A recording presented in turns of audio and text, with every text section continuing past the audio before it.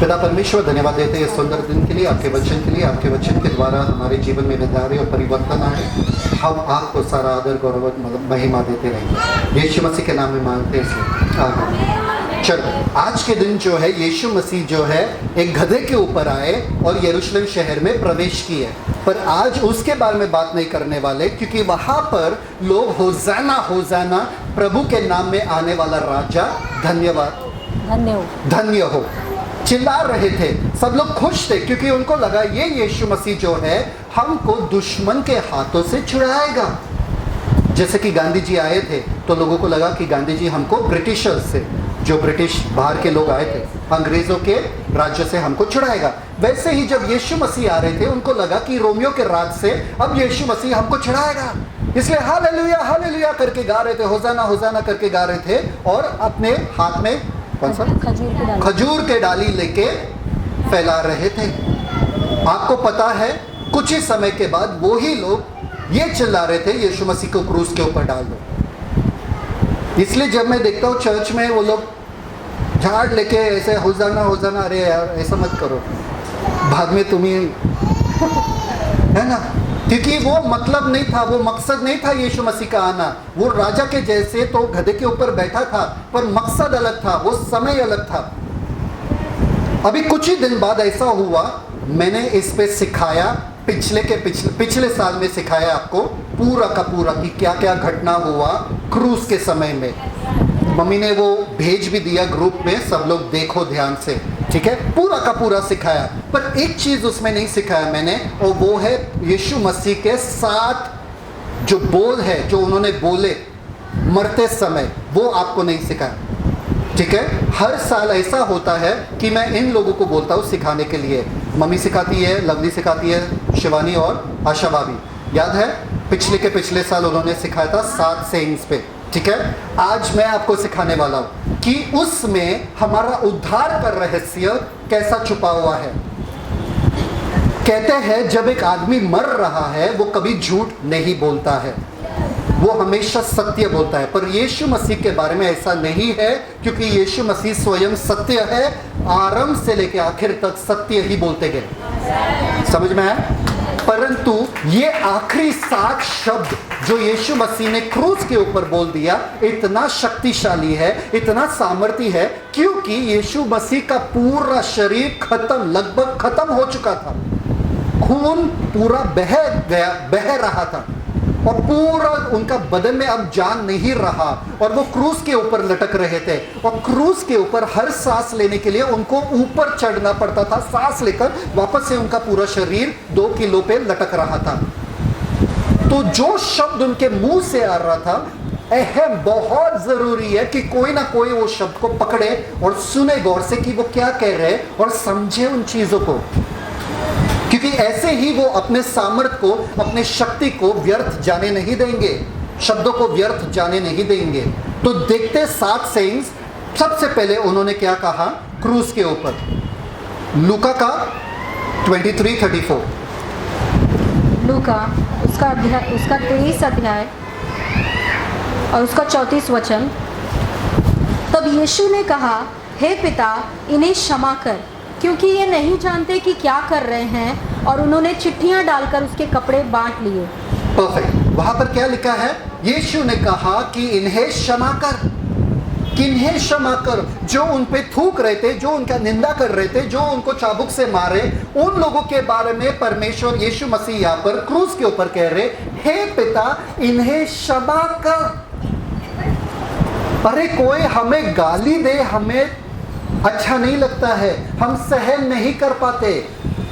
कोई हमारा कॉल नहीं उठाए, हम सहन नहीं कर पाते। हाँ या ना? कितना कॉल किया, कॉल क्यों नहीं उठाया, बस आज से कॉल ही नहीं करेंगे। बस इतनी सी बात। ये लोग यीशु मसीह के पूरे शरीर को तहस नहस लगभग कर दिए थे, फिर भी यीशु मसीह यहाँ पर चिल्लाकर अपने सांसों को ऊपर लेकर कह रहे, पिता, हे पिता, क्योंकि क्षमा करने वाला एक ही है, वो है पिता। और कोई क्षमा नहीं कर सकता, क्योंकि पाप पिता के विरुद्ध ही होता है। हे पिता, इन्हें क्षमा कर, क्योंकि ये नहीं जानते कि ये क्या कर रहे हैं। आपको पता है इस समय में क्या हुआ वहां पर? यीशु मसीह हमारे गुनाहों का सजा अपने ऊपर ले रहे थे और माफी हमें दे रहे थे, माफी हमें बख्श रहे थे। हमारा उद्धार माफी से शुरू होता है, और वो भी माफी क्यों? क्योंकि दाम चुकाया गया। किसी ने दाम चुकाया।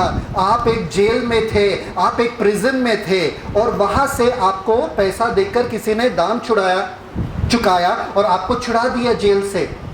वैसे ही यीशु मसीह ने अपना कतरा कतरा लहू का बलिदान करके आपको पापों से छुड़ाया।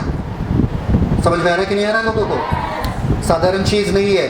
जान लो, हर धर्म में बताया जाता है कि आपको कभी ना कभी तो मोक्ष मिलेगा, आपको कर्म करना पड़ेगा, फिर ही आप उद्धार पा सकते हो।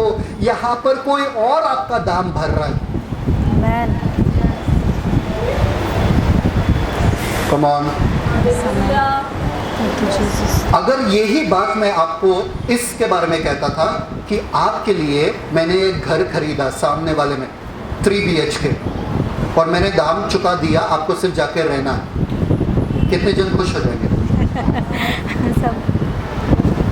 इससे ज्यादा खुशी तो इसमें है। नहीं, पाप क्षमा हो गए, ठीक है, उससे क्या लेना देना हमारा, घर मिल रहा है, दिख रहा है घर। पाप क्षमा का मतलब मालूम है क्या? अगर आपका पाप क्षमा नहीं किया जाता था, आप सीधे नर्क जा रहे थे। परफेक्ट, सब लोग हैं मेरे साथ? yes. एक बार एक राजा था। आज जो भी मैं कहानियां बताने वाला हूं, आपको कभी ना कभी शायद से मैंने बताया, पर आपको वापस से सुनना जरूरी है, फिर ही आप इन बातों को समझ पाओगे। एक बार एक राजा था और उसके राज्य में चोरी होता जा रहा था। एक पे एक चोरी, एक पे एक चोरी, एक पे एक चोरी। और वो सोच रहा है कि मेरे खजाने से चोरी कौन कर रहा है? ये किसी अंदर के आदमी का ही हाथ होगा। वो बोला, जब भी ये चोर पकड़ा जाएगा उसको 20 कोड़े 20 कोड़े मिलेंगे, मतलब चाबुक से उसे मारा जाएगा 20 बार। कितने बार? 20 बार। उसके बाद चोरी हो ही रहा था। फिर उसने बोला 30 बार चोर को हम चाबुक से मारेंगे। उसको लगा जितना मैं दंड बढ़ा रहा हूं, शायद से वो चोर घबरा जाएगा और चोरी करना बंद करेगा। फिर उसको पता चला कि चोरी अभी भी हो रहा है। उसने बोला अब 40 कोड़े जो है या 40 चाबुक जो है हम उसको मारेंगे। और उसको पता था, राजा को भी पता था कि 40 कोड़े खाने के बाद कोई जिंदा नहीं रह सकता है। ये राजा बड़ा शक्तिशाली था, बड़ा बॉडी वगैरह सब उसका था, हाइट वाइट पर्सनालिटी सब अच्छा था। उसको पता था 40 कोड़े सुन के कोई भी घबरा जाएगा, कोई नहीं करेगा, क्योंकि उनको मालूम है 40 कोड़े खाने के बाद वो जरूर मरेगा। बाद में उनको पता चला जब चोर पकड़ा गया कि वो उनके माता ही थी, मम्मी थी, जो थोड़ा उनका दिमाग ठीक नहीं था। अब सारे के सारे लोग, प्रजा देखना चाहते थे कि ये राजा न्याय करता है कि ये अपने माता का आदर करता है। सब वहां पर रुके और सोच रहे कि ये राजा क्या करेगा। अब राजा को न्याय करना ही पड़ेगा, क्योंकि अगर किसी और का कोई रहता था तो उनको चाबुक मारना ही पड़ता था। राजा ने बोला सबके सामने चाबुक मार दिया जाए। उनके मम्मी को लिया, सबके सामने, पूरे राज्य के सामने उनके मम्मी को ले लिया, 2 खंभों से बांध दिया और बोला चाबुक वाले को, जो चाबुक मारने वाला था, उठा लो चाबुक और मारना शुरू कर दो। चाबुक वाले ने उठा लिया चाबुक, मारने के लिए तैयारी था। राजा ने बोला रुको। राजा ने अपना सारा वस्त्र उठा दिया, निकाल दिया। राजा गए अपने मम्मी के ऊपर, अपने बदन को रख लिया और बोला अब चाबुक मारो। मम्मी के सारे गुनाह राजा ने अपने आप पे ले लिया और वो चाबुक मारते गया और राजा का जो पीठ था वो चलनी हो गया, क्योंकि उसने उसको अपने मम्मी को बचाना था। वैसे ही यीशु मसीह ने किया जब उन्होंने कहा हे पिता उन्हें क्षमा करना, उनके हिस्से का जो भी दंड है वो मेरे नाम पे कर दो, मैं लेके जाता हूं। मुझे पता है गुनाह उन्होंने किया, पर मैं उनका दंड ले रहा हूं। God Yeshu, thank you Jesus. ऐसा प्यार आपके यीशु मसीह ने आपसे किया था। साम्स भजन संहिता 103:12 में लिखा है, जितना दूर पूरब पश्चिम से है उतना ही दूर उसने हमें हमारे गुनाहों से दूर कर दिया। Amen. हमारे गुनाहों को याद नहीं करते हैं, वो आपके पापों को क्षमा कर दिया है यीशु मसीह के वजह से। पहला पत्रस 2:24 क्या कहता है? उसने खुद ही में अपने खुद के शरीर में आपके गुनाहों को ले लिया और उसके कोड़े खाने से तुम चंगे हो चुके हो। हर रीति से कोड़े उसने खाया, चंगे आप हुए। दंड उसने पाया और आप आजाद हो चुके हो। पाप वो बना, आप धर्मी बने, आप आजाद हो गए। समझ में आया सबको? दूसरा मुद्दा, सबसे पहला मुद्दा क्या है? उसने मेरे जगह ले लिया। क्षमा, सबसे पहला क्या है? क्षमा के बगैर उद्धार नहीं है। सबसे पहले बोलो, क्षमा के बगैर। और वो क्षमा क्यों मिला है? क्योंकि किसी ने दाम चुकाया, किसी ने दाम चुकाया। दूसरा मुद्दा, लूक 23:43, लूका 23 उसका 43 वचन। Thank you father. उसने उससे कहा, मैं तुझसे सच कहता हूँ कि आज ही तू मेरे साथ स्वर्ग लोक में होगा। परफेक्ट। अभी क्या हो रहा है यहाँ पे? यीशु मसीह के इर्द गिर्द में दो चोर लटकाए गए थे और एक चोर यीशु मसीह को निंदा कर रहे थे। वो बोल रहे थे, अरे तू अपने खुद को ही, क्या बोलते हैं, खुद को ही बचा और हमको भी बचा दे। दूसरा चोर बोला कि हम अपने गुनाहों का सजा पा रहे हैं क्योंकि हम चोर और डाकू हैं, पर ये निर्दोष है। और उसने यीशु मसीह से कहा, यीशु मसीह तू तेरे राज्य में मुझे मेरी सुधि ले, तेरे राज्य में मेरी सुधि ले। वो जानता था कि वो चोर है और राजा है उसके बगल में, उसी क्रूस के ऊपर। आपको पता था उस क्रूस पे किसी और को रहना था। उस क्रूस पे एक आदमी जिसका नाम था बराबस, वो क्रूस उसके लिए बना था, पर यीशु मसीह ने उसका जगह ले लिया और बराबस आजाद हो गया। बराबस एक खूनी था, एक डाकू था, एक मर्डरर था, पर यीशु मसीह वहां पर लटका थे। और ये चोर को पता था कि ये जो आदमी है ये राजा है, ये साधारण इंसान नहीं है। और यीशु मसीह से मुड़कर कहा, यीशु मसीह तुम तेरे राज्य में मेरी सुधि लेना, मुझे याद रखना। यीशु मसीह ने फिर से अपने सांसों को ऐसा पकड़कर कहा, आज के आज ही तू मेरे साथ कमा। इस दुनिया में कोई भी नहीं है जो ये गारंटी दे सकता है आज के आज तू मेरे साथ स्वर्ग आ रहा है, क्योंकि ये गारंटी सिर्फ वो दे सकता है जो स्वर्ग से उतरा है, और वो एक ही है, यीशु मसीह। जो वहां से आया है वो ही आपको वहां पर लेकर जा सकता है। यीशु मसीह ने अपने शरीर और मृत्यु के द्वारा हमारे लिए द्वार खोल दिए स्वर्ग का।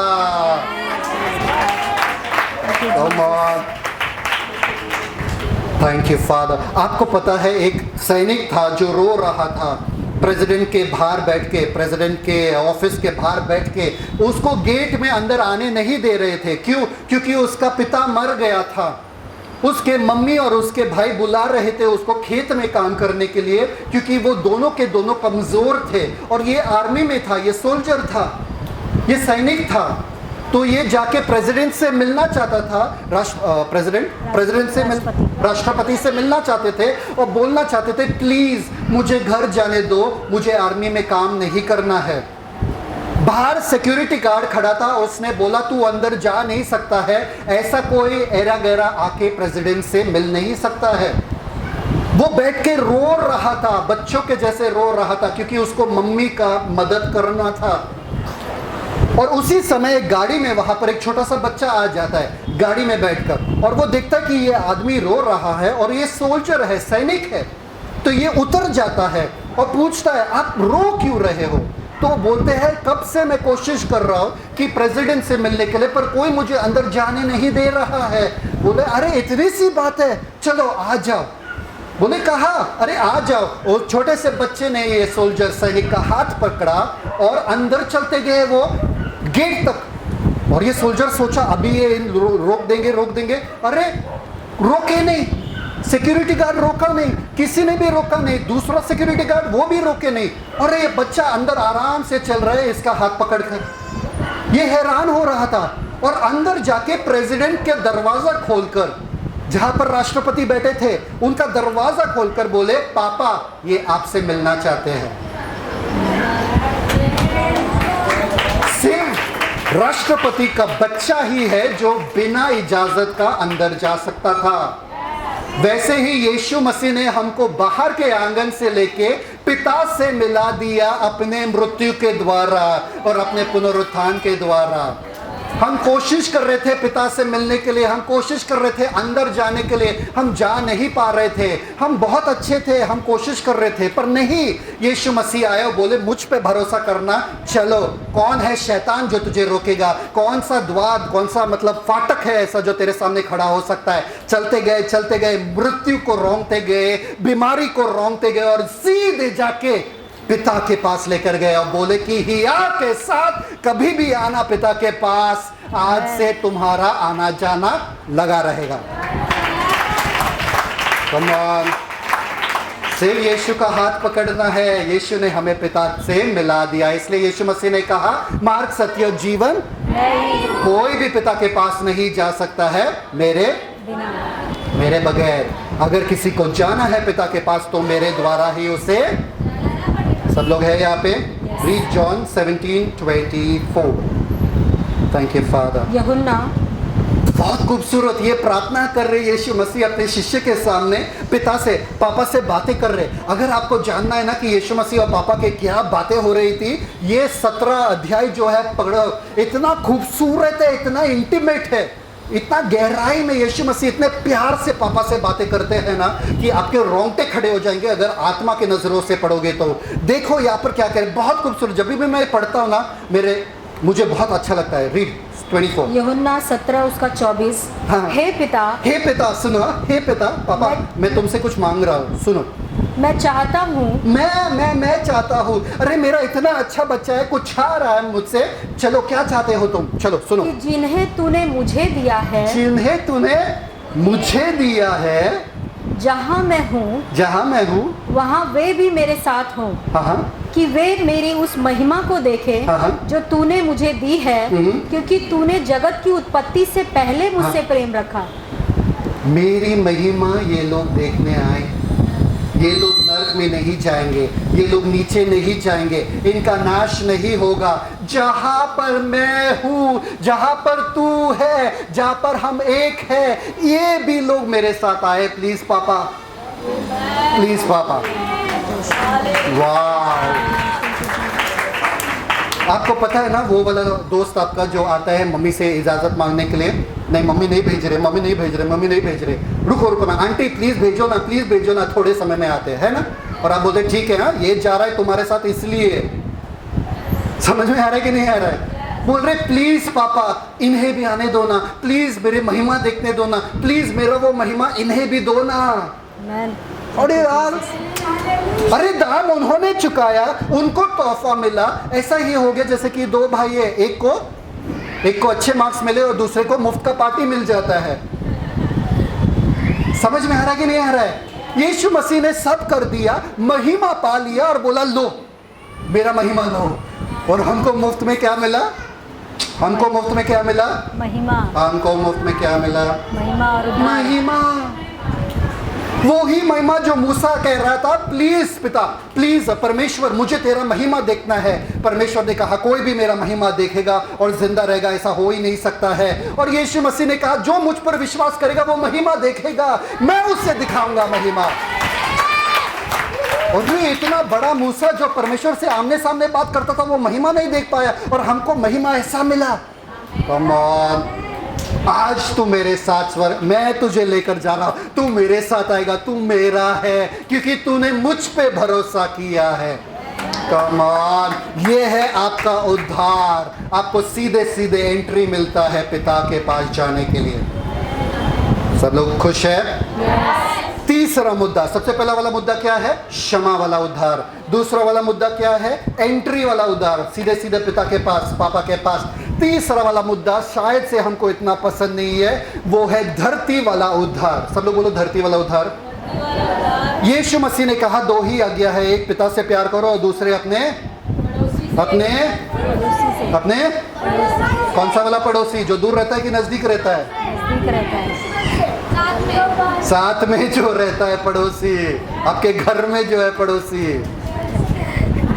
कमान, यीशु मसीह वहां पर मर रहे थे, इतने बड़े चीज कर रहे थे, पूरे इतिहास को बदल रहे थे, सदियों से दुनिया के रचने से पहले इस मौके इस मुकाम तक पहुंच रहे थे, और उनको ध्यान में आया अपने मम्मी का। मम्मी, बच्चे देखे स्कूल में अपने मम्मी पापा तक दिखते भी नहीं है। अगर मम्मी मेरा बच्चा बच्चा देख भी नहीं रहे, मम्मी कैसे शर्म आता है बच्चे को। नहीं वो मेरे पापा नहीं है, वो मेरे पापा नहीं, आप लोग मत आओ, मैं टीचर से खुद ही मिल लूंगा, आप लोग मत आओ। यीशु मसीह अहम चीज कर रहे थे यहाँ पर, बहुत ही महत्वपूर्ण चीज, और देखते वहां पे कि मेरे मम्मी है यहाँ पे, मम्मी का ख्याल रखना पड़ेगा। और क्या कहते हैं वहां पे? देखो जॉन 19:26-27, यूहन्ना 19:26-27, यूहन्ना उसका 19 अध्याय उसका 26 और 27 वचन। यीशु ने अपनी माता और उस चेले को जिससे वह प्रेम रखता था पास खड़े देखकर अपनी माता से कहा, हे नारी देख, यह तेरा पुत्र है। तब उस चेले से कहा, यह तेरी माता है, और उसी समय से वह चेला उसे अपने घर ले गया। कौन खड़ा था वहां पे? यीशु मसीह क्रूस के ऊपर है, यहाँ पर पूरे खून से लथपथ है, शायद से वो देख भी नहीं रह पाते हैं बराबर से ठीक से, और वो देखते हैं अपने मम्मी को वहां पर। और यूहन्ना जिसने ये अध्याय लिखा, सब लोग जाग जाओ, सब लोग जागे हुए हैं, सब लोग आमीन बोलो, ठीक है। यूहन्ना को देखते वहां पे, आपको पता है कि यीशु मसीह के भाई बहन और थे, तो वो मम्मी का ख्याल रख सकते थे ना। यीशु मसीह को ये करना जरूरी क्यों था? क्योंकि उनको पता था कि मेरे भाई बहन जो है कैसे है, शायद से ये क्या बोलते हैं, ख्याल नहीं रख पाएंगे, खुद गर्ज रहेंगे ये लोग, क्योंकि ये लोग चिढ़े हुए थे यीशु मसीह से। शायद से उन्होंने मम्मी को बोला कि यीशु मसीह के पास क्यों जा रहे हो, हमने उसको बोला था मत जाना, फिर भी गया वो, तो उसके पास क्यों जा रहे हो? तो वहां पर खड़ा था एक ही जिम्मेदार व्यक्ति, उसको दिखा वहां पर, यूहन्ना उसका शिष्य, यूहन्ना उसका शिष्य, सब लोग बोलो यूहन्ना। और यीशु मसीह ने अपने माता से कहा, माता देखो अब से ये तेरा पुत्र है, और पुत्र देखो या बेटा देखो, ये अब से आप तुम्हारा माता है या तुम्हारे मम्मी है। और उसी समय वहां पर लिखा है यूहन्ना मरियम को अपने घर लेकर गया। बाकी बच्चे कहाँ थे?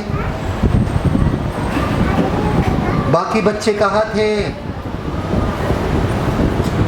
हमको लगता है जब हमको यीशु मिल जाता है ना, हम नफरत करना शुरू कर देते हैं अपने परिवार वालों से। सबसे ज्यादा गुस्सा और चिढ़ हमको आता है, सबसे ज्यादा चिल्लाना, पकड़ना, चीखना, कुड़कुड़ाना हमारा होता है। हमारे घर से सबसे ज्यादा बर्तन का आवाज आता है, और लोगों को आइए देखो, चर्च जाने वाले लोग देखो, सुबह सुबह बर्तन आएगा आवाज, फिर चर्च जाएंगे लोग। काहे का गुस्सा? सब लोग जिंदा है? किस चीज का गुस्सा? अरे नहीं, वचन में लिखा है जो कोई अपने माता पिता से नफरत नहीं कर, नहीं, यीशु के आने के बाद सबसे पहला चीज आपकी जिंदगी में होता है वो है प्यार। आप प्यार करना शुरू कर देते हो। प्यार का मतलब उल्टा जवाब नहीं देना, प्यार का मतलब लोगों का ख्याल रखना, प्यार का मतलब उनका देखभाल करना, प्यार का मतलब उनके आदर से पेश आना। बच्चे देखता हूं मैं जो मतलब मसीह में आने के बाद अपने माता पिता का आदर नहीं करते हैं। मैं बाइबल पढ़ रहा हूं, जा यहां से, मैं प्रार्थना कर रहा हूं, परमेश्वर का चीज अगर आप गुस्से से कर रहे हो ना, तो परमेश्वर बोले देख तू, मैं तो दिखता नहीं हूं तुझे, जो दिखते हैं ना पहले उनसे प्यार करना, फिर मुझसे आके प्यार करना। मुझसे प्यार करना बहुत ही आसान है, पहले अपने बच्चों से सीधे से बात करना, अपने पति से पहले सीधे से बात करना, फिर आकर मुझसे बात करना। आपके घंटों घंटों का प्रार्थना वहां पर, इसलिए पौलुस कहता है यदि मैं अन्य भाषा में बातें करूं और प्यार ना रखूं तो भी मैं ठनठनाता हुआ पीतल के समान हूं और झंझनाती हुई झांझ के समान। कोशिश करते रहोगे, हे पिता तेरे प्यार को अनुभव, हे पिता ये पहले जो प्यार मैंने तुझे दिया है पहले तू तेरे परिवार में बांट। अरे वो लोग चिल्ला रहे, वो लोग झगड़ा कर रहे, वो लोग झगड़ा करेंगे तो हम भी झगड़ा करेंगे, वो लोग आवाज उठाएंगे तो हम भी आवाज उठाएंगे। कम है क्या हम? हमारे पास भी आवाज है। बाइबल में लिखा है हम यीशु के जैसे बनना चाहते हैं। कितने जन यीशु के जैसे बनना चाहते हैं? बाइबल में लिखा है जब उसको गलत बोला गया था वो चुप बैठा। मैं चुप बैठू? बिल्कुल भी नहीं, मेरे भी अधिकार है, मैं दिखा दूंगा मैं कौन हूं। कहा है भाई, किसको दिखा रहे हो? ना उसको फर्क पड़ता है, ना वो सुन भी रहा है कि आप क्या बकबक कर रहे हो। गुस्से में आदमी सुनता नहीं है, किसी का भी नहीं सुनता। तो जब झगड़ा कर रहे ना दो जन, कोई भी किसी का सुनता नहीं है। सिर्फ बाहर वाले सुनते हैं, पड़ोसी सुनते हैं, बस बराबर से क्या चल रहा है। ये दोनों तो नहीं सुन रहे, उनको फर्क नहीं पड़ता, उनको बस अपना मुद्दा सामने रखना है। यीशु को अपनाया सबसे पहला ना आपके जीवन से प्यार दिखना चाहिए, क्योंकि यीशु ने कहा इसी से लोग जानेंगे कि तुम मेरे शिष्य हो, अगर तुम एक दूसरे से प्यार करोगे तो। हाँ, 2 शेर, ठीक है, 2 शेर था, ओके। वो दोनों बहुत अच्छे दोस्त थे और झगड़ा हो गया। ये शेर मुंह फुला के इधर गया, वो शेर मुंह फुला के उधर गया। एक बार वो शेर अपने बच्चे के साथ चल रहा था और कुत्ते आके उनको नोचने लगे, परेशान करने लगे।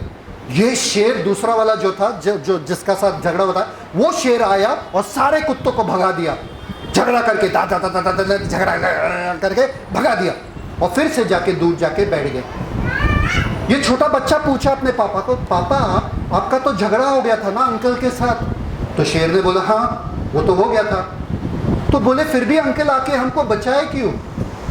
बोले हम दोनों में भले ही झगड़ा हो पर हमारा रिश्ता इतना खराब नहीं है कि कुत्ते आके हमारा फायदा उठाए।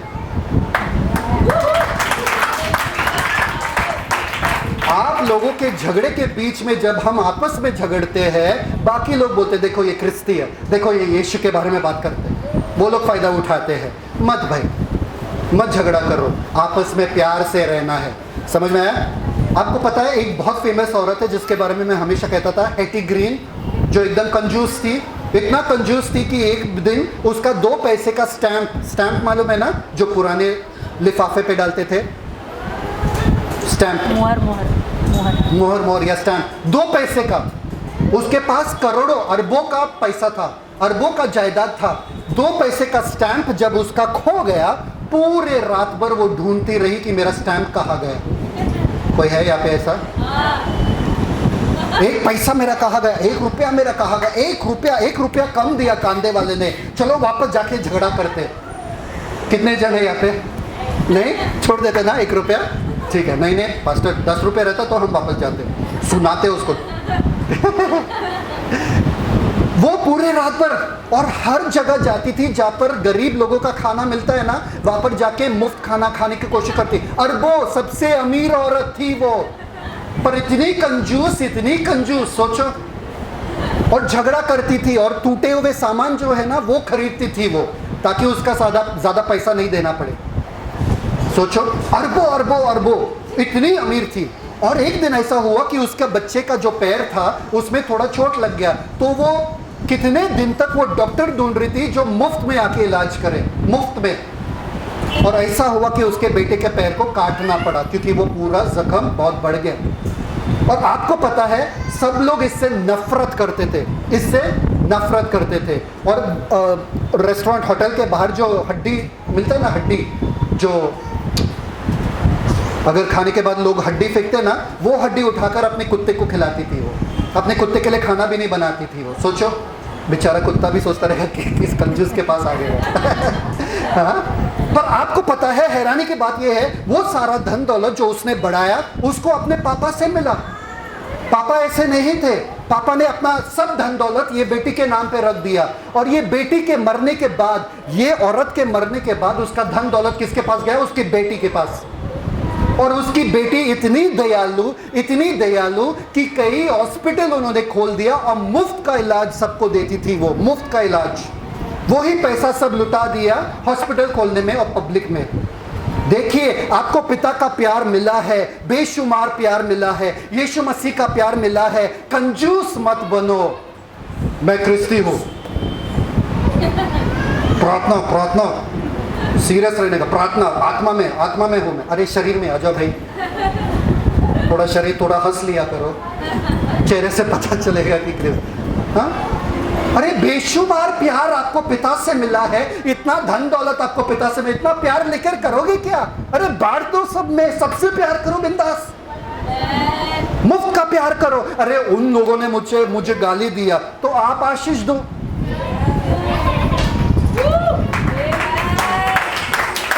सब लोग हैं यहाँ पे? आपका जिम्मेदारी है कि पिता ने जो आपसे प्यार किया वो जिम्मेदारी आप निभाओ, तभी आपके पति का बर्ताव चेंज होगा। वो आपके प्रभु यीशु मसीह से प्यार करना शुरू कर देगा। कैसे? आपकी प्रार्थना से। बाइबल में क्या लिखा है? कैसे आपके पति का व्यवहार चेंज होगा? बताओ, बाइबल में क्या लिखा है? वचन में क्या लिखा है? सिस्टर रुको।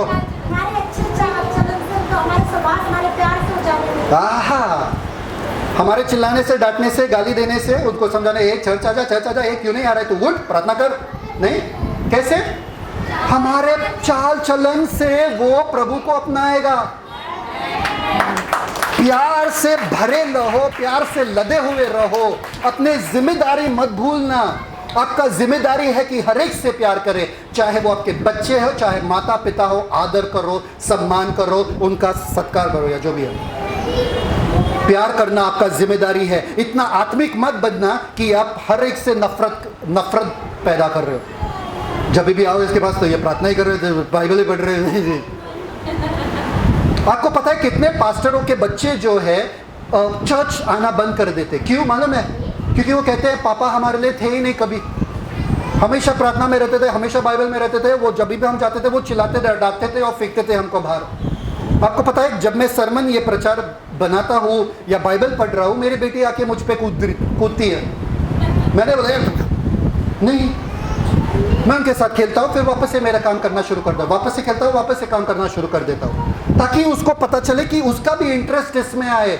मैं उसको भगाता नहीं हूँ। एक आदमी था जो सबसे बड़ा बाइबल लिखा, उसने, उनके बच्चे कहते हैं और उनके पोते कहते हैं कि जब भी हम दादा के पास जाते थे या पापा के पास जाते थे, वो हमेशा हमसे प्यार करते थे और वापस से अपने 50 बहुत सारे नोट्स थे, बहुत सारे कागज थे, वो उसमें लिखना शुरू कर देते थे। वापस से हम जाते थे, वापस से प्यार करते थे, वापस से।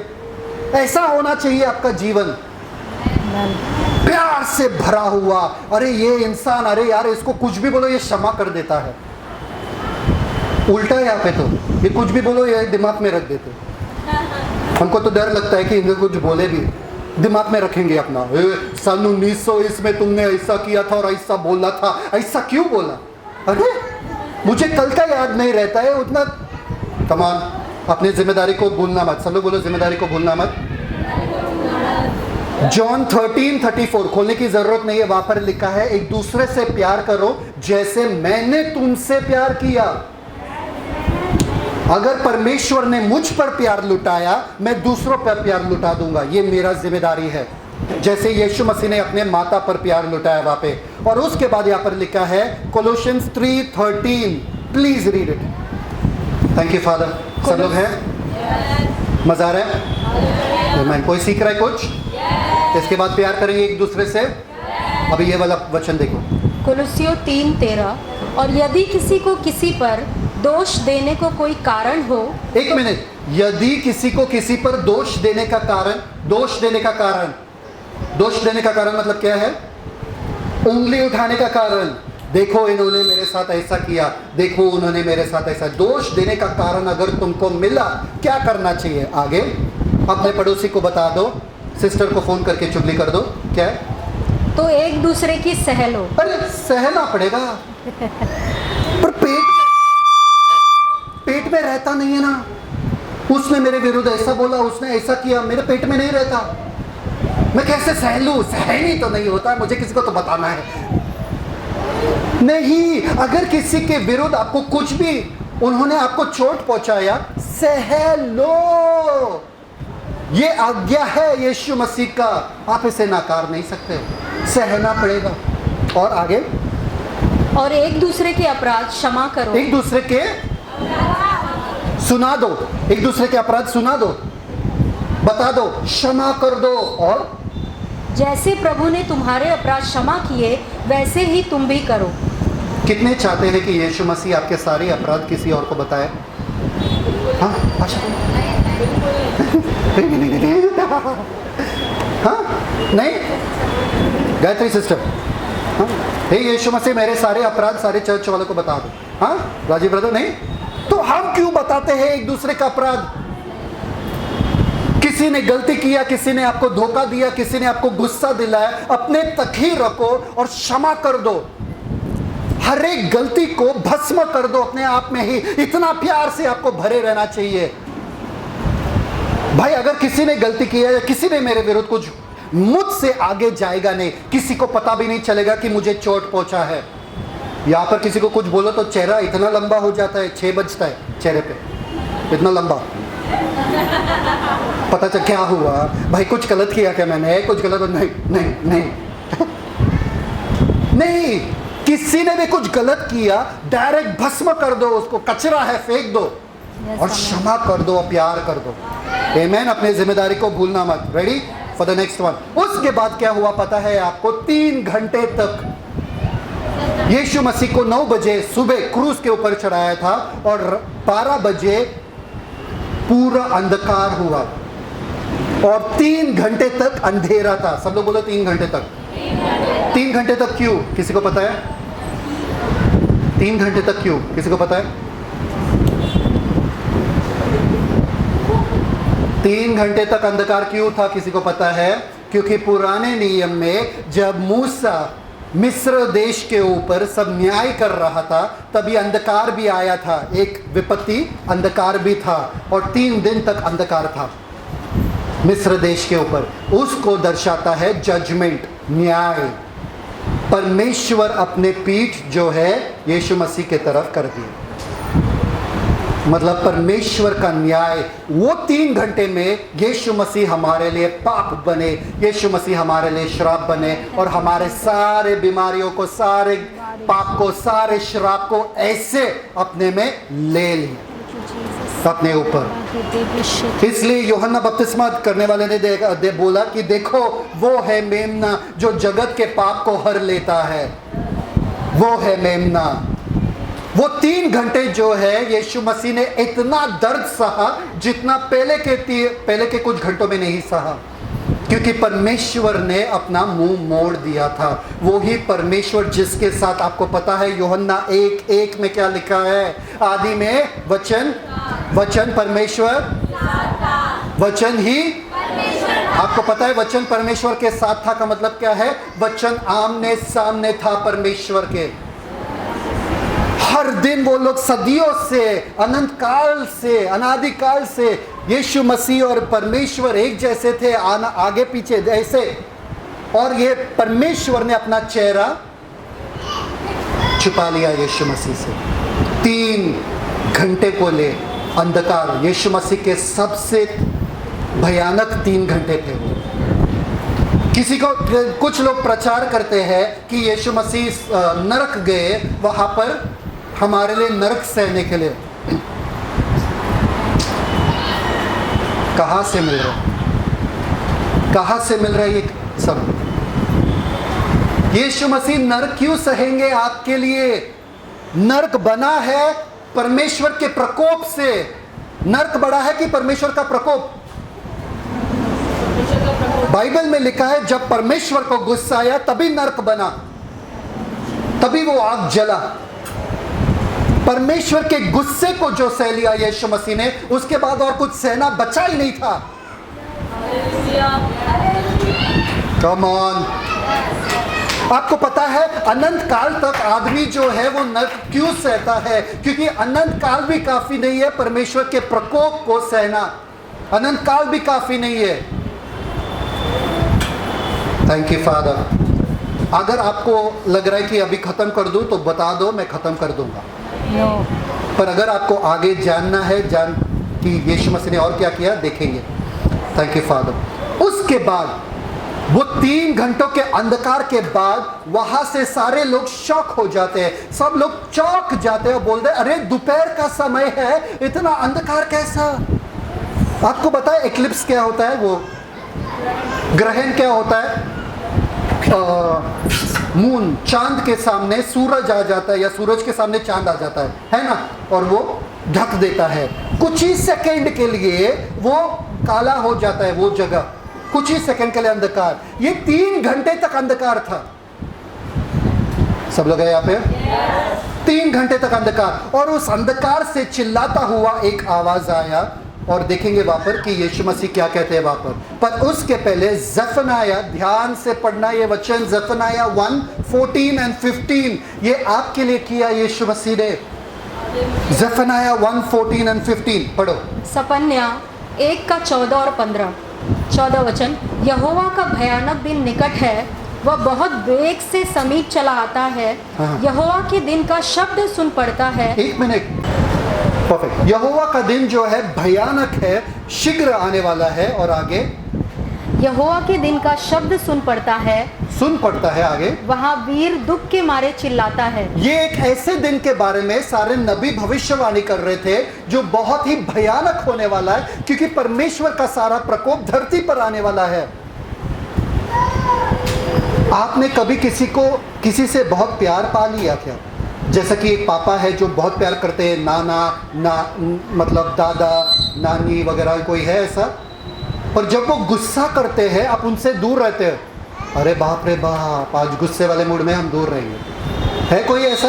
दादा दादी बहुत प्यार करते हैं आप, पर अगर आप उनका गुस्सा देखते हो आप डर जाते हो, है ना? वैसे परमेश्वर है, प्यार प्यार प्यार प्यार, उनके प्रकोप मतलब भयानक होने वाला है। आगे देखो 15 वचन। हाँ। वह रोष का दिन होगा, वो रोष का दिन होगा। आगे वह संकट और सकेती का दिन, वो संकट का दिन होगा। आगे वह उजाड़ और अधेड़ का दिन होगा। उजाड़ और अधेड़ मतलब कुछ भी नहीं बचेगा परमेश्वर के प्रकोप के सामने, पूरा धरती तहस नहस होने वाला है। आगे वह अंधेर और घोर अंधकार का दिन, वो अंधेर और घोर अंधकार का दिन होगा। आगे वह बादल और काली घटा का दिन होगा। बादल और काली घटा का दिन होगा, और वो ही हुआ उन 3 घंटे में। घोर अंधकार और काला बादल आया था और क्रूस के ऊपर छाया हुआ था। यीशु मसीह ने सारा परमेश्वर का प्रकोप हमारे लिए खींच लिया अपने आप पे, और बोला इनके लिए कोई प्रकोप नहीं बचना चाहिए, इनके लिए सिर्फ प्यार बचेगा। Hallelujah, praise you daddy, thank you Jesus. वो छन्नी मालूम है ना, जब चाय छन्नी डालते हैं ना, तो सारा जो कचरा है वो छन्नी में आ जाता है और नीचे सिर्फ चाय बच, वैसा हमारे जीवन में हुआ है। सारा प्रकोप यीशु मसीह ने ले लिया हमारे मध्यस्थ बन के, और हमें सारा परमेश्वर का प्यार दे दिया। समझ में आ रहा है कि नहीं आ रहा सबको? ठीक है। सबसे पहला वाला प्यार क्या, सबसे पहला उद्धार क्या है? क्षमा। दूसरा एंट्री, पिता के पास हम जा सकते हैं आराम से। तीसरा जिम्मेदारी हमारे रिश्तों के प्रति। चौथा क्या है? अभी देखेंगे। ठीक है, थैंक यू। ठीक है, चौथा ये है कि 3 घंटे के अंधकार के बाद यीशु मसीह चिल्लाते वहां पर और कहते हैं एली एली लमा सबक्तानी। का मतलब क्या है? हे परमेश्वर तूने मुझे क्यों छोड़ दिया। मैथ्यू 27:46 खोलने की जरूरत नहीं है। 27:46। हे परमेश्वर तूने मुझे क्यों छोड़ दिया। 1 मिनट, जो हमेशा आपके साथ रहता है, जिसके बारे में यीशु मसीह कहते थे कि पिता और मैं एक है, जैसे वो सोचते मैं सोचता हूँ, जैसे वो बोलते मैं बोलता हूँ, जैसे वो करते मैं करता हूँ। वो कह रहे यीशु मसीह चिल्लाकर वहां पर कि पिता तूने मुझे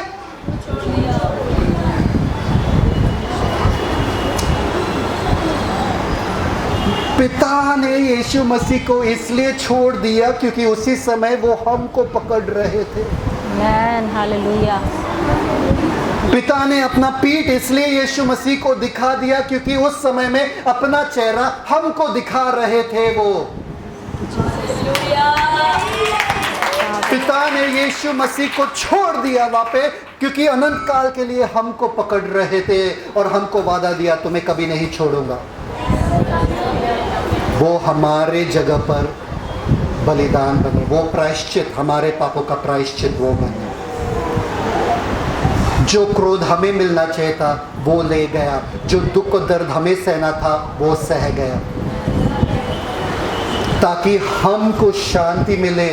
हमारा शांति का ताड़ना उसके ऊपर पड़ी है ना, हमारे शांति का मतलब आज मैं शांत रह सकता हूँ, आज मैं शांति अनुभव कर सकता हूँ। क्यों? क्योंकि मेरा सारा ताड़ना वो ले गया।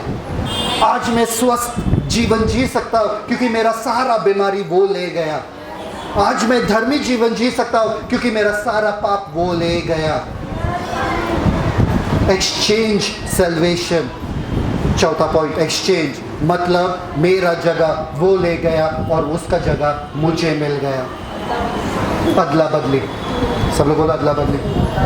पहला कोरिन्थ नहीं, दूसरा कोरिन्थ उसका 5वां अध्याय और 21 वचन क्या कहता है कि वो पाप बना ताकि मैं परमेश्वर की धार्मिकता बन जाऊं, परमेश्वर का धार्मिकता बन जाऊं। क्या किया था आपने ऐसा? एक अच्छा काम बोलो, क्या आपने किया था बताओ। एक बार पूछा गया था लोगों से जब वो स्वर्ग जा रहे थे, क्यों अंदर लूं?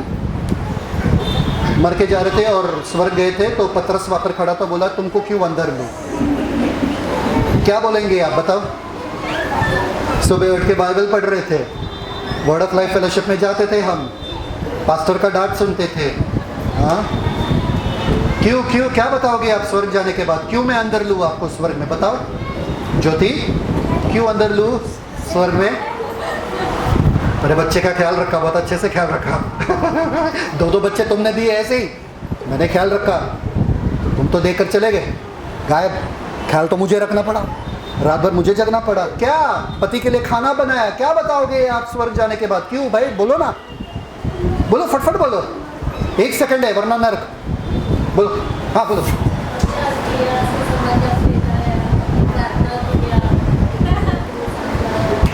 Good job, good job. और कोई? हाँ?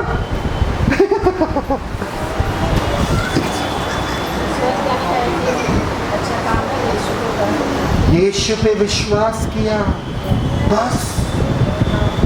यीशु ने कहा जिसने मुझ पर विश्वास किया उसको स्वर्ग अनंत काल जीवन। भाई मैंने यीशु पे विश्वास किया, बोलो आप। अरे आ जाओ अंदर, आ जाओ। बस, और बाकी कुछ नहीं चाहिए। और लोग बोलते हैं अरे मैं अपना धर्म छोड़ू, ऐसा कैसे छोड़ू, मुझे नहीं आना। हाँ? अरे मूर्ख हो गया। थैंक यू फादर, सब लोग बोलो थैंक यू फादर। Ephesians 1:6 क्या है? पढ़ो, I want you to read it. Thank you father. इफिसियों पहला अध्याय उसका 6वां वचन, कि उसके उस अनुग्रह की महिमा की स्तुति हो जिसे उसने हमें उस प्यारे में सेंत में दे दिया। अरे उस प्यारे में सेंत में दे दिया मतलब यीशु मसीह में परमेश्वर ने हमको अपना दिया, हमको बेटा बना दिया। I want you to read this, Hebrews 2:9 and 10, इब्रानी का 2:9 और 10 लिखो जो लिख रहे। Thank you father. इब्रानियों 2 अध्याय 9वां वचन, पर हम यीशु को जो स्वर्गदूतों से कुछ ही कम किया गया था, मृत्यु का दुख उठाने के कारण महिमा और आदर का मुकुट पहने हुए देखते हैं, ताकि परमेश्वर के अनुग्रह से हर एक मनुष्य के लिए मृत्यु का स्वाद चखे। एक मिनट, हर एक मनुष्य के लिए मृत्यु का स्वाद चखे? हर एक मनुष्य के लिए कौन सा मृत्यु? अनंत काल का मृत्यु। वो स्वाद हमारे लिए चख लिए, तो अगर हम विश्वास करते हैं उन पे, हमको चखना नहीं पड़ेगा। कम ऑन, चलो ओके। यीशु मसीह ने अनंत काल का क्या मृत्यु चख लिया हमारे लिए, हर एक मनुष्य के लिए जो विश्वास करेगा। मैं कुछ और बोल रहा था, क्या बोल रहा था? अच्छा, आपको पता है राजा कैसे होते थे? उनके लिए चखने वाला कोई रहता था। वो लोग पहले प्याले से चखते थे, वो लोग पहले खाना खाते थे ताकि उसमें कोई जहर ना रहे। समझ में आ रहा है सबको? अगर जहर रहता था वो बंदा मरता था, राजा बच जाता था। वैसे ही यीशु ने हमारे लिए किया। यीशु ने वो सब चख लिया जो हमको हानिकारक था हमारे लिए, और हमको अनंत काल जीवन दे दिया। हमारा मृत्यु अपने नाम पे ले लिए। कम ऑन, इतना प्यार तो आपके पति भी आपसे नहीं करते। मृत्यु क्या, आपका दर्द भी नहीं ले सकते वो। रात के समय में उठाओ आपके पति को, मेरा सर दर्द कर रहा है। Thank you, Father। जिसने भी कोशिश किया वो हंस रहे। हाँ, आगे आगे आगे पढ़ो। इब्रानियों 2:10। हाँ हाँ क्योंकि जिसके लिए सब कुछ है हाँ। और जिसके द्वारा सब कुछ है, हाँ। उसे यही अच्छा लगा उसको अच्छा लगा। सुनो, उसको क्या अच्छा लगा? कि जब वह बहुत से पुत्रों को महिमा में पहुंचाए, बहुत से पुत्र को महिमा में, बहुत से पुत्र को महिमा में। अरे हमको महिमा में लेने में अच्छा लगा यीशु मसीह को। बहुत से पुत्र, यही तो यीशु मसीह के मृत्यु ने हमारे लिए किया कि हमको महिमा तक पहुंचा दिया। ये इनका जिम्मेदारी मेरा है, महफूज लेकर मैं इन्हें जाऊंगा और महिमा तक पहुंचा दूंगा। जितनों को तूने मुझे दिया है वो मेरे हाथ से नाश नहीं हो सकते हैं। मैं उनको पकड़ के रखता हूँ, संभाल के रखता हूँ। मेरा जीवन संभला हुआ है, संभाला हुआ है। यीशु मसीह ने मुझे संभाला है। मेरे साथ कोई भी चीज़ बुरा नहीं हो सकता है। आपको किसी ने अपने बच्चे दे दिए और बोले अच्छे से उनको घर पहुंचा दो, आप क्या करोगे? मार मार के पहुंचाओगे? आ रहे मेरे साथ, मम्मी के साथ नहीं जा सकते थे, क्या करोगे? आपका जिम्मेदारी है उनको ढंग से लेकर जाने के लिए। भाई चोट तो नहीं लगी, भले ही आपका बच्चा गिर रहा है गटर में, फिर भी आप इनके बच्चों को संभालोगे, वरना ये लोग आके चिल्लाएंगे। समझ में आ रहा कि नहीं आ रहा है? यीशु मसीह कह रहा है मैंने सारे के सारे पुत्रों को लेकर कहां पर पहुंचाऊंगा? महिमा में। ये यीशु मसीह का जिम्मेदारी है और मेरे हाथ से कोई भी नहीं फिसलेगा या छूटेगा। मैं महफूज हूं, मैं महिमा में जा रहा हूं। मेरा महिमा वाला जीवन शुरू हो चुका है। कम ऑन, पर तुमको पता नहीं है मेरे जीवन में महिमा है। महिमा, हाँ, कुछ लोगों के घर में ही महिमा है। आगे, तो उनके उद्धार के कर्ता को दुख उठाने के द्वारा सिद्ध करे। मैं आपको पता था, एक बार ये भी कहानी आपने सुन लिया पर फिर भी मैं बता दूंगा। एक बार एक बंदा जो था प्रचार कर रहे थे और प्रचार करते करते रुक गए। पास्टर था चर्च का और प्रचार करते करते रुक गए। एक बूढ़े से आदमी वहां पर बैठे थे और बोला सबको, सबके सामने उन्होंने बोला कि ये देखो ये बूढ़े से व्यक्ति है, ये आकर कुछ आपको शेयर करना चाहते हैं। तो वो आते सामने और दो ऐसे निशा और अंजलि के जैसे ऐसे ही कोई क्या बताएगा, ऐसे ऐसे कोई बैठे थे वहाँ पे। ये बूढ़े से आदमी आते यहाँ पे खड़े हो जाते और बोलते आपको एक कहानी बताना चाहता हूँ। तो सारे के सारे खत्म करो यार, समोसा कब मिलेगा। ये धीरे धीरे से एक बार ऐसा हुआ, कुछ लोग तो आधा नींद में चले गए और वो बोलने लगे। एक बार ऐसा हुआ कि एक पिता था जो अपने बेटे और उसके दोस्त के साथ जा रहे थे नाव में और उन्होंने सोचा चलो ये दोस्त को भी लेकर जाए नाव में। बेटा बैठा, बेटे के दोस्त भी बैठा और पिता बैठा और पिता अच्छे से नाव चला रहा था। बीच समुद्र पहुंचते पहुंचते एक बड़ा सा तूफान आया। तूफान आने के बाद एक के ऊपर एक लहरें आ रही थी और लहरों के वजह से ये पिता संभाल नहीं पाया नाव को और पूरा का पूरा नाव उल्टा हो गया और टूट गया।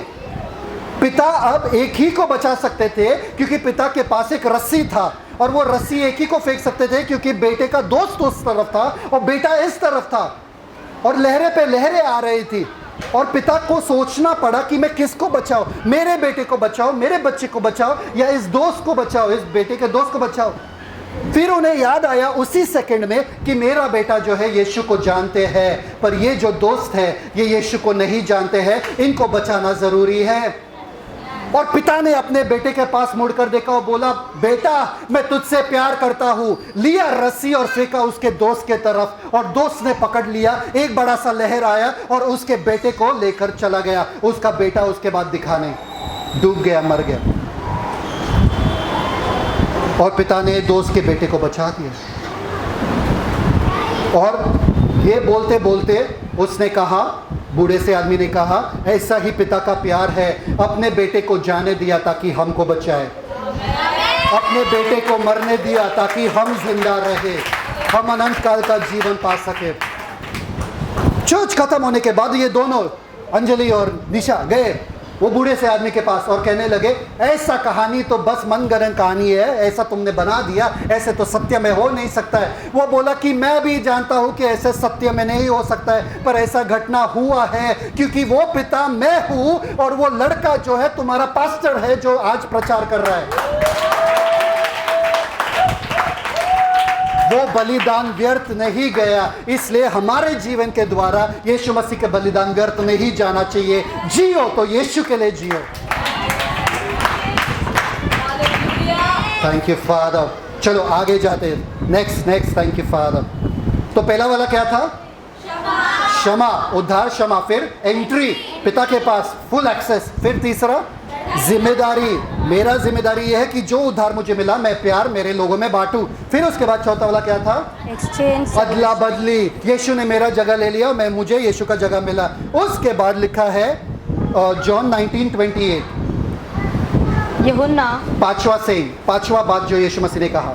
यूहन्ना उसका 19 अध्याय उसका 28 वचन। हाँ। इसके बाद यीशु ने यह जानकर कि अब सब कुछ हो चुका, इसलिए कि पवित्र शास्त्र की बात पूरी हो, कहा मैं प्यासा हूँ। यीशु मसीह ने कहा मैं प्यासा हूँ। सब लोग बोलो मैं प्यासा हूँ। आप प्यासे मत रहो, यीशु मसीह प्यासे रहे ताकि आप प्यासे मत रहो, ठीक है? यीशु मसीह ने कहा मैं प्यासा हूँ ताकि आपका जो प्यास है वो मिट जाए। यीशु मसीह एक कुएं के पास चले गए और वहाँ पर एक सामरी स्त्री आई थी। आपको पता है ये कहानी क्या हुआ था? वहाँ पर ये सामरी स्त्री आई थी अपने घड़े के साथ वो कुएं से पानी निकालने के लिए, और यीशु मसीह ने कहा जो पानी मैं देता हूँ अगर कोई बंदा उस पानी से पिएगा तो वो कभी प्यासा नहीं रहेगा। ये स्त्री खड़ी थी वहां पर और ये स्त्री ने कहा अरे तुम्हारे पास तो पानी लेने के लिए कुछ है भी नहीं यार, ये पानी तुम्हारे पास कहां से आया? ये पानी तुम्हारे पास कहां से आया? और आगे जाके यीशु मसीह वहां पर कहते हैं कि देखो, क्योंकि वो जानते हैं कि ये औरत के जीवन में क्या हो रहा है। तुमने 5 पति कर दिया है और अब जिसके साथ तू रहती है वो तुम्हारा पति नहीं है, पूरा बोल दिया। और वो कहती है कि मुझे मालूम है कि अगर मेरे जीवन को सही करना है मुझे आराधना करना पड़ेगा, मुझे परमेश्वर के पास जाना पड़ेगा। इस मंदिर में जाओ कि उस मंदिर में। यीशु मसीह ने कहा समय आ रहा है जब तुम्हें इस मंदिर या उस मंदिर में जाना नहीं पड़ेगा, पर आत्मा और सच्चाई से पिता का आराधना कर सकते हो जहां पर भी आप हो। जब आप यीशु मसीह से मिलते हो, जब उसकी आराधना करते हो, सारा प्यास बुझ जाता है। कोई प्यास नहीं रहता है, किसी भी चीज की प्यास नहीं रहता है। बस मगन रहूं मेरे यीशु मसीह में। अगर आप प्यासे हो पहले पैसों के लिए, दौलत के लिए, प्यार के लिए, शांति के लिए, इसलिए क्योंकि आपने यीशु को नहीं जाना अभी तक। अगर आप यीशु को जानते हो आपका प्यास बुझ जाता है, आप तृप्त हो जाते हो। एक बार एक लड़की जो थी, एक औरत जो थी, जानना चाहती थी कि मेरा पति मुझसे कितना प्यार करते हैं, तो उन्होंने लिखा खत में वहाँ पर, हे पति सुन, मैं आज से तुम्हारे जीवन से निकल रही हूँ। लिखा खत में, इस दिन के बाद मैं कभी घर नहीं आने वाली हूँ और मैं हमेशा के लिए तुम्हें छोड़कर जाने वाली हूँ। खत्म। और जब पति आने लगे तो वो झट से बेड के नीचे, पलंग के नीचे जाके छुप गए। देखना चाहती थी कि मेरा पति क्या करते हैं। ये जानने के बाद कोई इसे ट्राई मत करना घर पे जाके। हाँ, पलंग के नीचे छुप गए देखने के लिए कि पति क्या करे। पति ने देखा और फिर कुछ लिखा वहां पर और सीटी मारने लगा, नाचने लगा। हाँ, नाचने के बाद वो कॉल करा और कॉल करने के बाद उसने कहा सुनो, मैं अभी कपड़े बदल के आने वाला हूँ, मैं तुझे यहाँ पर मिलने वाला हूँ, सामने वाले दुकान पे मिलो मुझे पार्क में। मेरे पत्नी को समझ में आया कि वो कुछ काम की नहीं है, छोड़कर चली गई, भाग गई। अब हम आजाद हो चुके हैं। और तुरंत निकल गया नाचते नाचते। पत्नी रोने लगी वहां पे, पत्नी रोने लगी, रो रो कर बाहर आई और सोची कि मैं खत तो पढ़ूं कि क्या लिखा, कुछ तो लिखा रहेगा। तो क्या लिखा वहां पे? तो खत में लिखा था वहां पे, पगली तुम्हारे जो पैर है वो दिख रहे हैं पलंग के नीचे से। मैं सामने वाले दुकान पे जा रहा हूँ, जाके चाय और नाश्ता लाने के लिए, कुछ नाश्ता लाने के लिए चाय तैयार रखना, मैं वापस आ रहा हूँ। फिर वो खुशी के मारे झूमने लगी। और वहाँ पर उन्होंने ये भी लिखा था कि मेरे जिंदगी में खुशियाँ जो है तेरे आने से है, आधी तुझे सताने से, आधी तुझे मनाने से है। समझ में आया कि नहीं आया? जब आप तृप्त हो, आप किसी और चीज के लिए ढूंढते नहीं हो। वो आदमी तृप्त था अपने पत्नी में, इसलिए वो और कुछ नहीं चाहता था अपनी जिंदगी में। उसे अपना पत्नी मिल गया, बस काफी है। हमको यीशु मिल गया, बस काफी है। हमको और कुछ नहीं चाहिए हमारे प्यास बुझाने के लिए। कोई हमसे प्यार करे कि ना करे, कोई हमारे मैसेजेस का रिप्लाई करे कि ना करे, कोई हमारा कॉल उठाए कि ना उठाए, कोई हमें पूछे कि अपना हालत कैसा है कि ना, फर्क नहीं पड़ता है। मुझे यीशु मिल गया, मैं तृप्त हो चुका हूँ। यीशु मसीह प्यासे थे ताकि हम तृप्त हो जाए। चलो आगे, नेक्स्ट, ब्यूटीफुल ब्यूटीफुल। सबसे पहले क्या था? क्षमा वाला उद्धार। उसके बाद एंट्री वाला उद्धार। तीसरा जिम्मेदारी वाला उद्धार कि मैं प्यार बांटू। चौथा अदला बदली। फिर उसके बाद पांचवा तृप्तता, मुझे मेरे उद्धार में तृप्तता मिलता है। ओके, फिर उसके बाद जॉन 19:30, यूहन्ना 19:30, ब्यूटीफुल ब्यूटीफुल वर्ड। यूहन्ना 19:30। हाँ, जब यीशु ने वह सिरका लिया तो कहा पूरा हुआ, और सिर झुकाकर प्राण त्याग दिए। ओह, यीशु ने कहा पूरा हुआ। पूरा हुआ, ये शब्द कौन इस्तेमाल करता मालूम है क्या? एक दास को जब आप काम देते हो, काम सौंपते हो उसको करने के लिए, वो करने के बाद वो घर पे आता है और अपने मालिक के सामने सर झुकाकर कहता है इट इज फिनिश्ड, पूरा हुआ। इसलिए यीशु मसीह ने अपने प्रार्थना में कहा, हे पिता, तूने जो काम मुझे सौंपा था, तूने जो काम मुझे दिया था, मैंने खत्म कर दिया। यूहन्ना का 17 अध्याय में मैंने खत्म कर दिया। पर हैरानी की बात यह है कि यही शब्द जो यीशु मसीह ने इस्तेमाल किया, इट इज फिनिश्ड, 3 और अवसर में इस्तेमाल किया जाता था। सब लोग हैं यहाँ पे? मैं सच में कह रहा हूँ आपको, यहाँ पर और कुछ अच्छा नहीं है। अगर मेरा चेहरा अच्छा नहीं लगता है तो सिस्टर शिवानी को यहाँ पर खड़ा रहकर मैं नीचे बैठ के बातें करता हूँ। आप सिस्टर शिवानी को देखो, मेरा आवाज़ सुनो। मेरा चेहरा नहीं पसंद है किसी को? यहाँ पे पसंद है? यहाँ पर, यहाँ पर, यहाँ पर, मुँह वहाँ पर नहीं, ऐसा नहीं, डायरेक्ट मेरे पास दे। ठीक है, सब लोग है यहाँ पे? Yes. बच्चों के साथ खेलने के लिए आपको बहुत टाइम मिलेगा। बंद नहीं की? चलो ना, ठीक है, परफेक्ट। मैं कहा था, हाँ, 3 और अवसर में इट इज फिनिश्ड, पूरा हुआ करके कोई लोग कहते थे। सबसे पहले ये था, it was a business term. Business term का मतलब व्यापार का टर्म, मतलब जो तुमने कर्जे लिए हैं वो पूरा का पूरा चुका दिया तुमने, तो इट इज फिनिश करके लिख के आता है। चुका दिया तुमने मतलब मेरे सारे कर्ज यीशु मसीह ने चुका दिया जब उन्होंने कहा पूरा हुआ। अब मैं किसी का कर्जदार नहीं हूँ, अब मैं पाप के अधीन नहीं हूँ, मृत्यु के अधीन नहीं हूँ, बीमारी के अधीन नहीं हूँ, गरीबी के अधीन नहीं हूँ, किसी भी कर्ज के नीचे नहीं हूँ, क्योंकि मेरा कर्ज लेने वाला यीशु मसीह था और उन्होंने मेरे सारा कर्ज चुका दिया। अब मैं लीगली, कानूनी तौर से मैं आजाद हूँ। कानूनी रीति से जब ये इस्तेमाल किया जाता था उसको कहते थे सर्विस टर्म। सर्विस जो था मतलब टर्म जो था वो पूरा हो चुका है। जैसे कि जेल में किसी को जाना पड़ता है और वो 7 साल तक उसको बैठना पड़ता है, तो 7 साल बाहर आने के बाद उसको इट इज फिनिश्ड, मतलब तूने तेरा जो जितने टाइम तक तुझे रहना था जेल में तूने पूरा कर दिया, तेरे सजा पूरा हो चुका है। यीशु मसीह ने जब इट इज फिनिश्ड कहा था, हमारे लिए कहा था कि हमारा सजा पूरा हो गया, हमारा सजा बस, अब हम आजाद है, हमको सजा सहने की कोई भी आवश्यकता। और आखिर में बहुत खूबसूरत, आर्मी में यूज किया जाता था, मिलिट्री में यूज किया जाता था।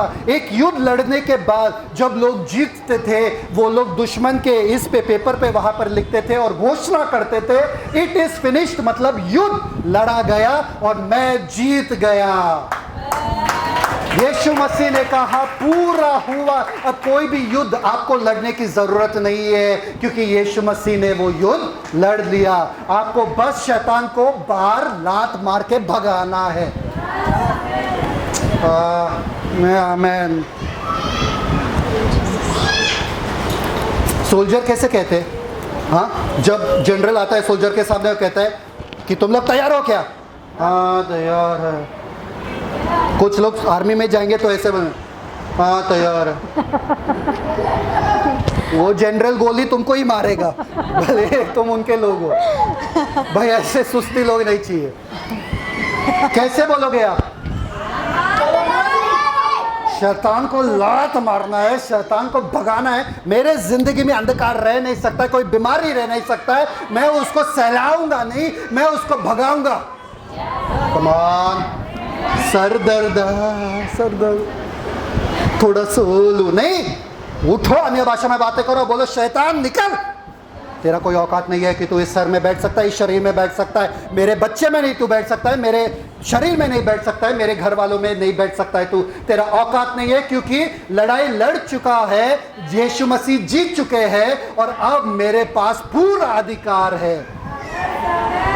यीशु मसीह ने कहा स्वर्ग और पृथ्वी पर सारा अधिकार मुझे दिया गया है, अब तुम जाओ मेरे नाम से और जश्न मनाओ, पार्टी मनाओ। कैसे आप रो सकते हो? कमान कमान कमान। एक छोटा सा बच्चा था, बहुत गरीब था, उसके माता पिता मर गए थे, तो उसको भीख मांगना पड़ा। हर दरवाजे पे खटखटा कर वो जाता था, थोड़ा पैसा दो, थोड़ा पैसा दो, मुझे पढ़ना है आगे, मुझे बढ़ना है आगे, थोड़ा पैसा दो। एक दरवाजे पे खटखटाने के बाद वो दरवाजे खोले एक औरत और देखा ये बच्चा है, और वो डर गया, क्योंकि वो बच्चा जो है वो अभी बहुत थक गया था, डर गया। तो बोला बस एक गिलास पानी देना, क्योंकि कोई पैसा दे नहीं रहा था, एक गिलास पानी देना। वो औरत ने देखा उस बच्चे को और बोला तुम तो बहुत ही भूखे लग रहे हो, एक चीज़ करता हूँ मैं कि मैं जाके दूध लेकर आता हूँ, और पूरा बड़ा गिलास दूध लेकर दे दिया। बच्चा एकदम पी के तंदुरुस्त, एकदम खुश हो गया, नाचते हुए गया। और याद रखा कि इस औरत ने मुझे, मैं कभी इस औरत को भूल नहीं सकता। उस दिन वो बैठ गया वहाँ पे रास्ते पे और सोचा कि नहीं, आज से मैं कुछ ना कुछ काम करूँगा, मैं पढ़ाई करूँगा, मैं बड़ा आदमी बनूँगा। कुछ सालों के बाद और बहुत सालों के बाद ऐसा हुआ कि इस औरत की ज़िंदगी में आफत आया। उनको इतना बड़ा बीमारी आया कि कोई भी उसे ठीक नहीं कर पा रहा था। एक डॉक्टर आया वहाँ पे और उसे ठीक करने की कोशिश कर रहा था, लगातार 24 घंटे तक काम कर करके उसे ठीक करने की कोशिश कर रहा था वहाँ पे, और बिल बढ़ते जा रहा था, क्योंकि वो बहुत बड़ा ही हॉस्पिटल था। इस औरत के पास पैसा नहीं था। वो सोची कि अभी मैं बिल भी कैसे भरूं और मुझे ठीक भी होना है, कैसा होगा ये सब। और बाद में पता चला कि वो औरत का जो पूरा सर्जरी वगैरह था सक्सेसफुल हुआ, वो बच गई। और वो रुकी थी, अब बिल आएगा, अब बिल आएगा, बिल देके तो वापस से ऐसा हालत ना हो। तो बिल आने वाला था, और जब बिल आया उन्होंने फाइल खोल दिया, वहां पर लिखा था paid in full with a glass of milk, मतलब पूरा दाम चुकाया तुमने एक दूध के ग्लास के साथ। मतलब वो डॉक्टर वो ही बच्चा था, पूरा का पूरा दाम तुमने चुका दिया जब तुमने दूध का ग्लास दे दिया। आज तुम्हारा जान बचा। और वो तब तक भूला नहीं, वो उसको पता चला यही वो औरत है जिसने मुझे बचाया, आज मेरा जिम्मेदारी है कि मैं उसको बचाऊं। यीशु मसीह ने सारा दाम चुका दिया है, अब आप आजाद हो। आपके ऊपर कोई कर्ज नहीं, आपके ऊपर कोई बीमारी नहीं रह सकता। आमेन, आमेन, आमेन। और लास्ट वाला फर्स्ट वाला क्या था? दूसरा, तीसरा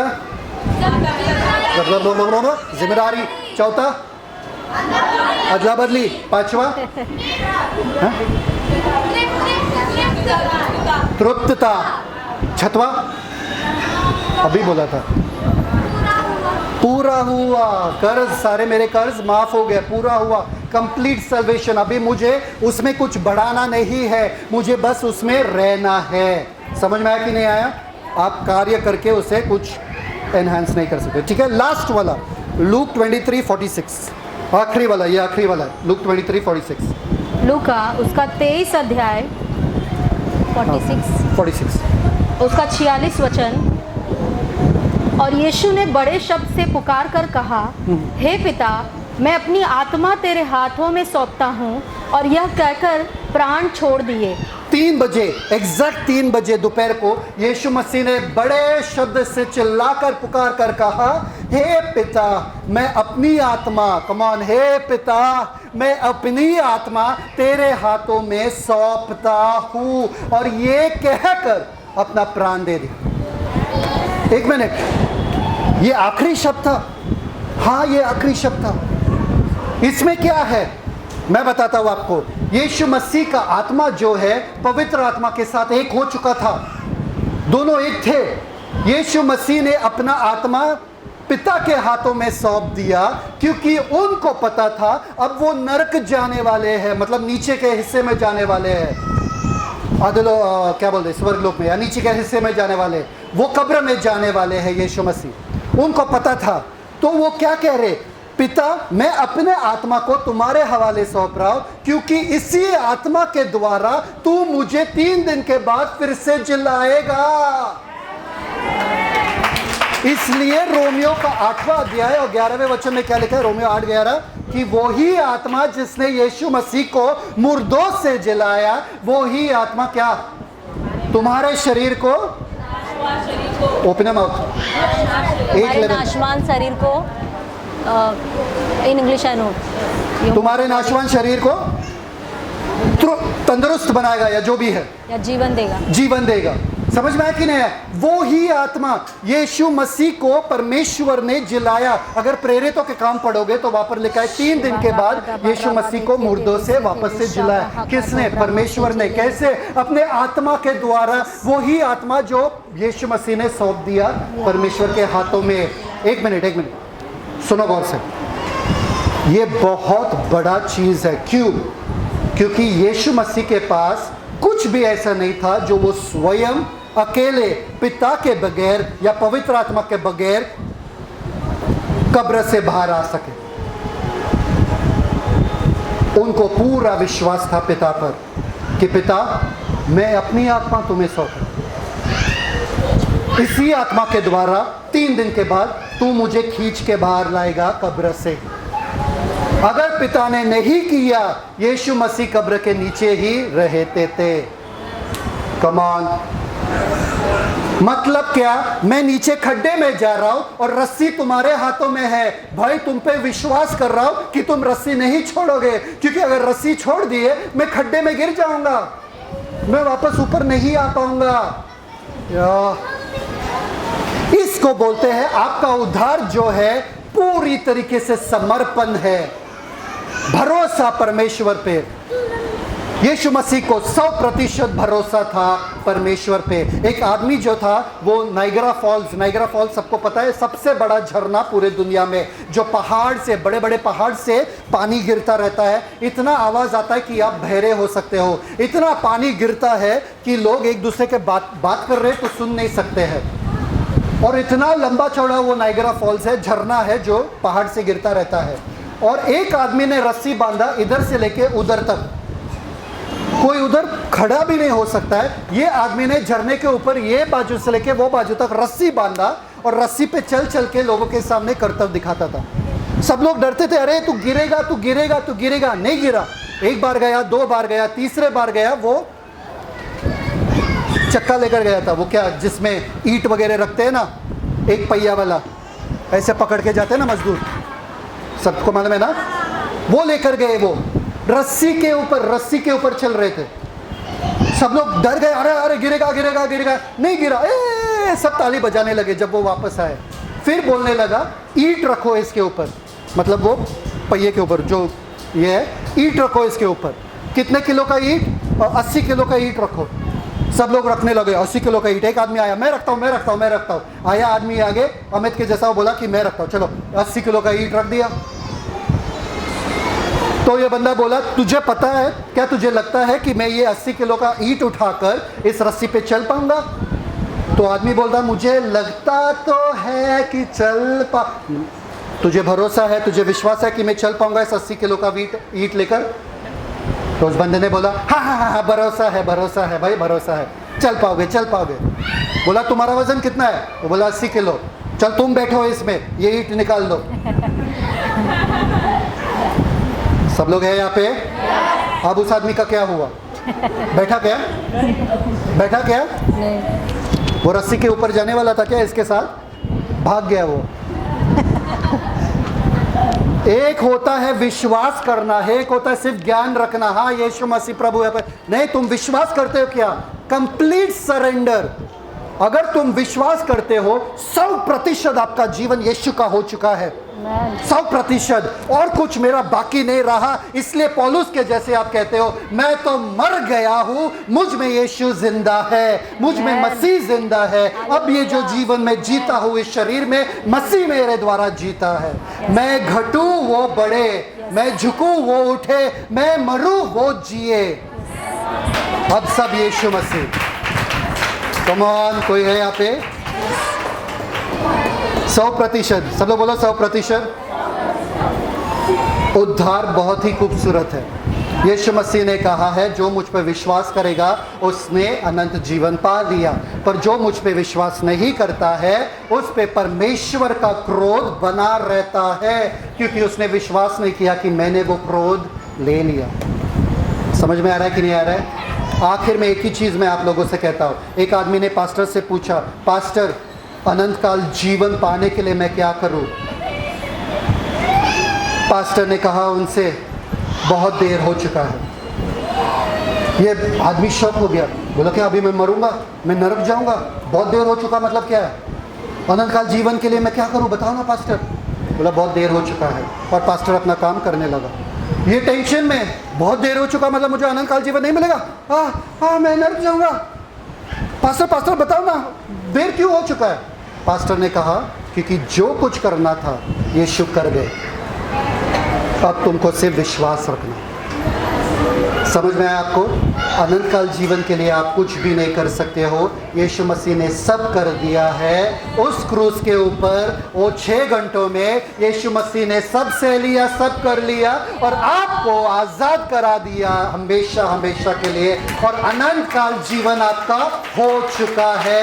यीशु के नाम में पिता परमेश्वर धन्यवाद देते हैं सुंदर समय के लिए, आपके वचन के लिए, यीशु मसीह के बलिदान के लिए, यीशु मसीह के कुर्बानी के लिए, जिसके वजह से आज हम आज़ाद हो चुके हैं। हमें क्षमा मिला है, हमें वो द्वार हमारे लिए खुल चुका है ताकि आपके पास कभी भी आ सकते हैं।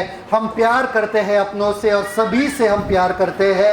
उस उद्धार को हम जिम्मेदारी के साथ निभाते हैं, और हमारे जीवन में हम तृप्त हो चुके हैं पिता परमेश्वर। हमारे पास सब कुछ मिल गया है, अदला बदली हो चुका है, हम धार्मिकता बन चुके हैं, हमें स्वास्थ्य मिल चुका है, समृद्धि मिल चुका है, शांति मिल चुका है, और हम जानते हैं कि सारा काम खत्म हो चुका है, और हम 100% हमारा जिंदगी आपके हवाले कर देते हैं।